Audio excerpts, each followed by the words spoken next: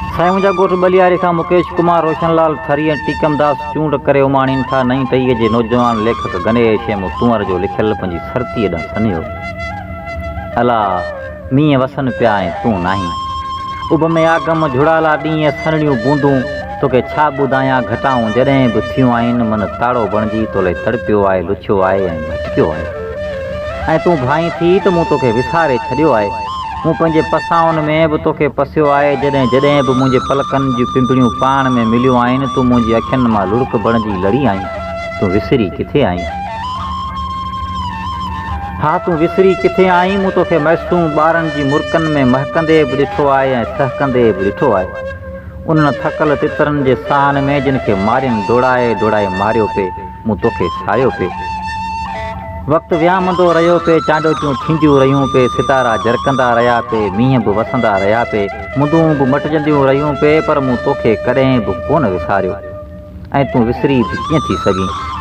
एतिरो त सोच, तूं विसरी हा त वणनि में वास कीअं हुजे हा, मींहं कीअं वसनि हा, गुल कीअं फुटनि हा, धण त कॾूं कां ई मरी वञनि हा, धण त कॾूं कां ई मरी वञनि हा, ऐं चड़ा कीअं चुंगारीनि हा, मोर कीअं पुकारीनि हा। तूं सिर्फ़ु एतिरो त सोच, तूं विसरी हा त भला मूं में पसा कीअं हुजनि हा। जॾहिं बि ॻोठ में कुंवारियुनि गीत ॻाया पिए, मेहंदियूं पुछियूं पिए, महफ़लूं मचियूं पिए, टहक उॾिया पिए, मूं तॾहिं बि तोखे सारियो हो। जॾहिं पखियुनि झूमी जमाला ॻाया पिए, धनारनि सींडनि में सारंग जा सुर छेड़िया पिए, छालनि जा सिकायल पाण में मिलिया पिए ऐं खिलिया पिए उहे ख़्वाब जेके पाण ॿिन्ही पंहिंजी धरतीअ लाइ ॾिठा हुआ। अला आऊं बि ॾिस केॾो न चरियो आहियां, छा चवणो हुयो ऐं हीअ कहिड़ी गिफ़ करे वेठो आहियां।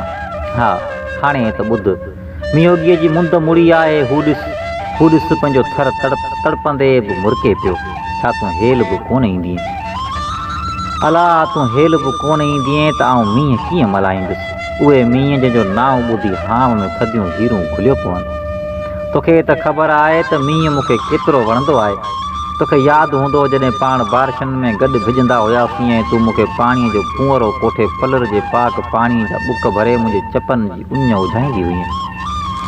तुंहिंजो कसम उहे चप आया मन खां उञाई रहिया आहिनि।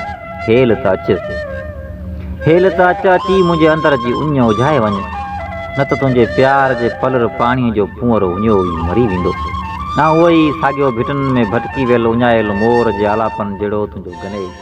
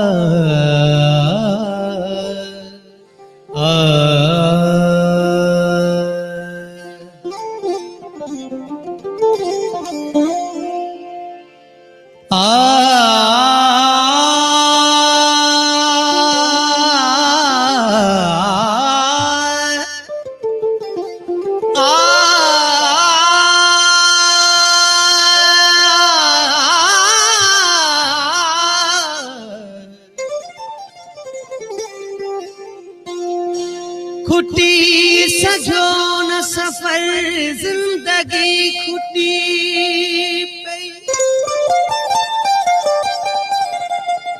हो ना आयो माग नजर जिंदगी खुटी पई सजी उम्र जवानीअ जे जोश में गुज़री होश में पई ख़बर जिंदगी खुटी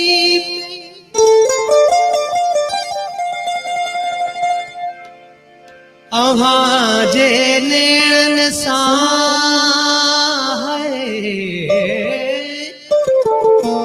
अव्हां जे नेणनि सां उम्र जुड़ियल हुई शायदि ओ हटाई तो जो नज़र जिंदगी खुटी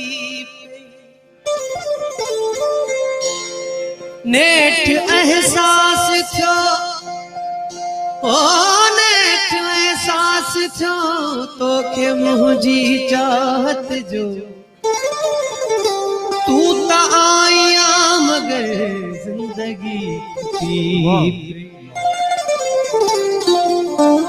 मोत महबूब जिए मुखे मुर्की चे मोत महबूब जिए मुखे मुर्की चे भलना कुछ जियो भलना कुछ जियो भलना कुछ जियो भल